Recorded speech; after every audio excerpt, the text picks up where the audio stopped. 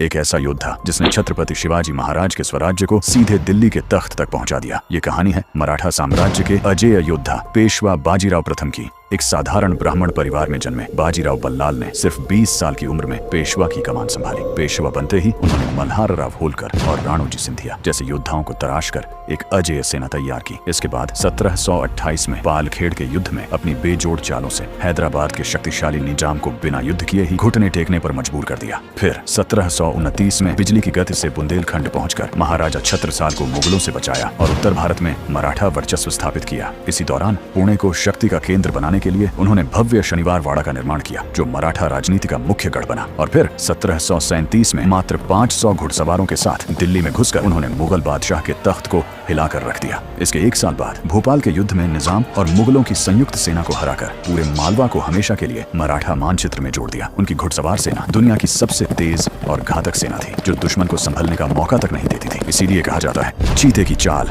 और बाजीराव की तलवार पर संदेह नहीं करते। और इसी रफ्तार और रणनीति के दम पर बाजीराव प्रथम ने मुगलों की जड़ें हिला दी और अपने पूरे जीवन में 41 लड़ाइयां लड़कर एक भी नहीं हारी। लेकिन नियति को कुछ और ही मंजूर था। 28 अप्रैल 1740 नर्मदा के तट पर रावेरखेड़ी में लू और तेज बुखार के कारण इस महान योद्धा ने मात्र 40 साल की उम्र में अंतिम सांस ली। जिसे युद्ध के मैदान में कोई नहीं हरा पाया, उसे मौत ने हरा दिया। ऐसे अजेय योद्धा को नमन। कमेंट में लिखें, श्रीमंत पेशवा बाजीराव की जय। और चैनल को अभी सब्सक्राइब करें।